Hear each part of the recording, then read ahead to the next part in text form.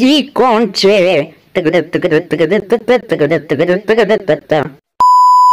Днес е Гранушков ден и баба Гранушка има имен ден, ей!